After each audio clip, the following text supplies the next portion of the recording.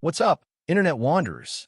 I'm Steve, your late-night guide to the deepest corners of Reddit, where the stories are wild, the drama is real, and the popcorn is always hot. Popcorn.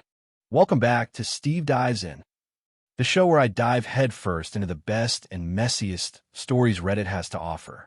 This is story number 1, so buckle up, grab your snacks, and remember, if it's too crazy to be true, it probably happened on Reddit.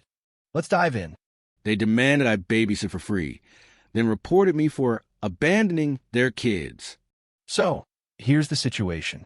I, 26F, have a pretty decent relationship with my sister-in-law, Sarah, 30F, but it's been complicated lately. We don't have the best history, but we're family, so I try to keep things cordial. However, what happened last week seriously threw me off, and I still can't believe it. To give you some context, I'm the go-to person for babysitting in the family. I don't mind it, usually. I love kids, and I've done it enough times that I know the ropes. But I don't want to be everyone's babysitter. Still, when it's family, you sometimes make exceptions, right? Well, Sarah and her husband, James, 32M, have 2 kids, Lily, 6, and Max, 4. They're great kids, but both of them are a handful. Sarah and James both work full-time, and they don't have much of a support system outside of my husband and me. They've asked me to babysit before, and I've always said yes, even though it's pretty clear they often take advantage of my kindness. Here's where the drama started. About a week ago, Sarah messaged me asking if I could watch the kids for the weekend. She said it was last minute, but that it was an emergency situation. I had no idea what this was about, but given that I was free, I agreed. I watched the kids before, so I thought nothing of it. Sarah was usually pretty chill about things like that. But here's where I made my first mistake. I didn't ask any questions. I just said yes. The weekend was coming up, so Sarah dropped off the kids early Saturday morning, around 8 a.m. Normally, I'd have a full day of activities planned out for them. Movies, arts and crafts, playing in the yard. I even bought them snacks they loved. But Sarah was acting weird that day. Normally, she's pretty friendly, but she was rushing, barely even looking me in the eye. Her only instruction to me was, just keep them entertained until we get back. I remember asking her, what's the emergency, though? Everything okay? She brushed me off with something like, it's nothing serious. Just need a little alone time, you know? And then she was gone. At first, everything seemed fine. The kids were having a blast. We made cookies, played board games, and spent some time outside. But by around 3 p.m., Sarah and James hadn't returned yet. I wasn't overly concerned at first because they didn't give me a specific time, but I was starting to wonder why it was taking so long. The kids were getting a little restless, and I was starting to get a bit frustrated. I didn't want to be that person who calls them and checks in every hour, so I held off. By 5 p.m., still no sign of them. So I texted Sarah, asking, hey, any idea when you'll be back? She replied almost immediately, saying, sorry, something came up. We'll be home by 8 p.m. I thought, okay, no big deal. Just a few more hours. But it still felt weird. I'd been in that position before, where you need a break and ask someone to watch your kids, but you don't leave them in the lurch for hours. I had plans that evening, but I brushed them off, figuring I'd just push them to another day. But as 8 p.m. came and went, no call, no message. And by 10 p.m., I was getting more than a little annoyed. The kids were getting cranky, and I was as close to having a meltdown myself. That's when things took a turn. At around 10:30 p.m., I got a message from Sarah. Hey, can you please hang in there a bit longer? We're stuck in traffic. Now, I don't know about you, but at this point, I felt like I was being strung along. There was no way they were stuck in traffic that long, especially not if they were coming from a nearby part of town. I had had enough. I texted back, Sarah, I've been here all day. I have plans, and I really need you to come pick up the kids. Can you give me a solid ETA? The response I got was shocking. She said, sorry, it's been a hard day. I need you to just keep them overnight. I'll be back in the morning. Thanks. I was floored. Keep them overnight? Without any warning. Without even a conversation beforehand? I felt trapped. The kids weren't bad kids, but it wasn't like I had the gear or the setup for an overnight stay. I had no idea when Sarah and James would actually return. I was mad, but I agreed, mainly because I didn't want to leave the kids alone at my place, and I figured they'd be in bed soon enough, so it wouldn't be a big deal. But then, at 3 a.m., I woke up to the sound of Lily crying. This is where things really started to spiral. I went into the kids' room, and Lily was sobbing about something, but she couldn't explain what. Max was wide awake too, confused and upset. I did my best to calm him down, but something felt off. I thought it was just the weirdness of the situation, being at my place, staying the night unexpectedly. But after 30 minutes, the crying wasn't stopping. By 5 a.m., I was seriously wondering what was going on. The kids were exhausted, but they didn't want to sleep. And I still hadn't heard from Sarah or James. I was really starting to lose it. The kids hadn't settled down. Max was running around my living room, knocking over furniture, and Lily was still crying nonstop in her room. I had tried everything I could think of: snacks, TV, calming music, even some of their favorite toys. But nothing worked. The whole situation felt way off, and I was beyond exhausted at that point. I texted Sarah again, saying, "Hey, I'm starting to get really worried. The kids are upset, and I haven't heard from you. Can you please let me know what's going on?" I even tried calling her, but it went straight to voicemail. No response. Now, you might be wondering, why didn't I just take the kids home or call a night? Honestly, at this point, I didn't know what was best. I didn't want to be that person who panicked over nothing. I kept thinking maybe it's just me. I mean, they're her kids. She should be the one handling this, right? But at the same time, I didn't want to just toss them aside. They were my family, after all. So I stayed up with them, trying to comfort them. But after a while, I realized I was losing my patience. By 8 a.m., I still hadn't heard from Sarah or James. The kids were awake, miserable, and I was seriously considering just getting them dressed and dropping them off at their house, whether they were ready or not. I finally got a message from Sarah at 9 a.m. "Sorry, we were just so overwhelmed last night. We got caught up in some personal stuff, and we didn't want to tell you the full details. Can you please just keep them one more night? We'll pay you for your time, I promise." Pay me for my time? Excuse me? Now, I'll admit, I wasn't exactly thrilled by the idea of them staying another night, but I'd already put myself in this position. I agree, but this time, I told Sarah, "Look, I really need to know what's going on. The kids have been asking about you, and I'm running on empty over here."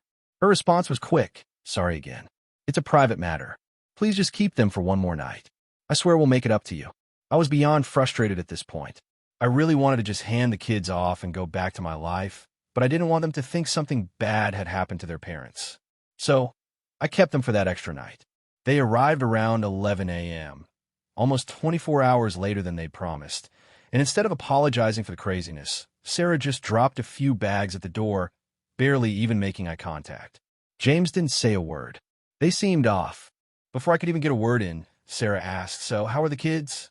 I was already at my breaking point, but I kept my cool. Honestly, they were really upset, and I was worried about them all night. It was really stressful, and I still don't understand what's been going on. That's when she gave me a weak smile, almost like she was embarrassed, and said, "I get it. It was a lot. Thanks for sticking it out. We were just dealing with some stuff." She threw in a line about paying me again, but I was getting more annoyed by the second. I hadn't done this to get paid.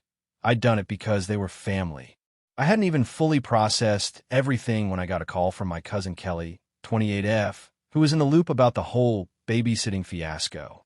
Kelly told me that Sarah had posted something online, something shocking. She had written a long post about how selfish I had been during the whole weekend. Apparently, she was claiming I had been too demanding by questioning their personal situation and not respecting their need for privacy. She said that I ignored the children's emotional needs and that they had to deal with a lot of trauma because I didn't just accept that they needed an extra night without asking any questions. I couldn't believe what I was hearing.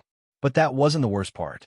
Sarah had gone on to say that I was too busy to offer them any real support, and she was spinning it like I had some sort of hidden agenda. She made it sound like I was an uncaring, negligent person who'd somehow put her kids at risk. I had done everything I could to take care of the kids, and I'd gone above and beyond to help Sarah and James in the past. But now, she was turning the tables. The next day, things took a darker turn. I got a call from Child Protective Services, CPS.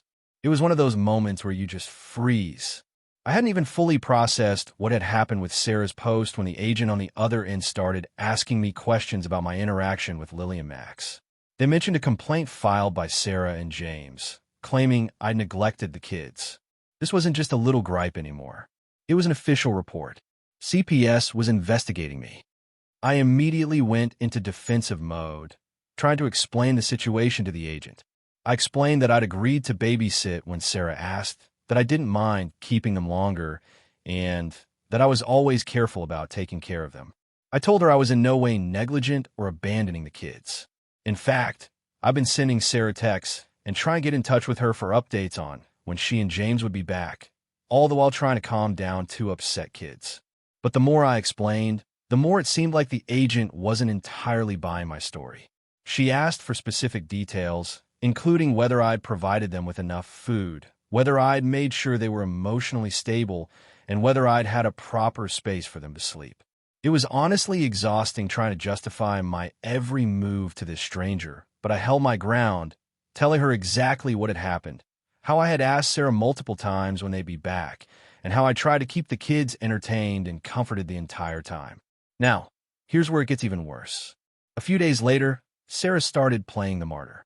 She texted me, "I know this has been tough, but I just want you to understand how hard it is for us.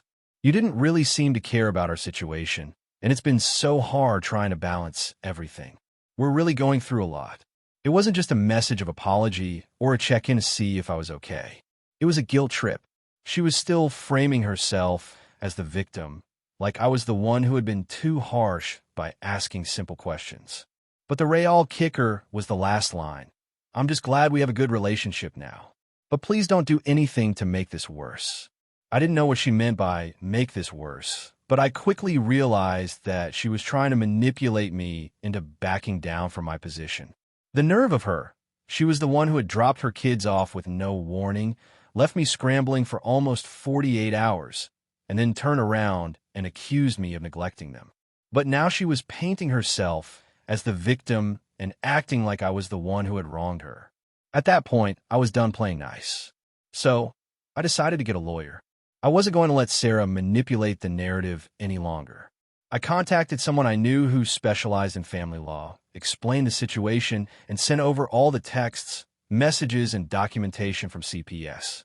My lawyer told me that based on what I had shared, there was no real case against me, but it was still a messy situation. It could be a long process to clear my name. Meanwhile, Sarah kept up her passive-aggressive messages. I hope you understand why I had to do what I did. I had no other choice. It was just getting to be too much. Out of nowhere, I started getting calls from friends and even people in our extended family, asking me if I was okay.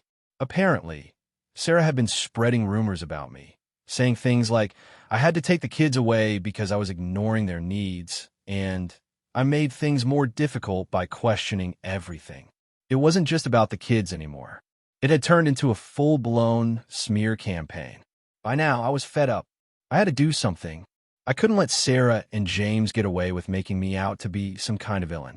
So, I went to social media and made a post explaining my side of the story.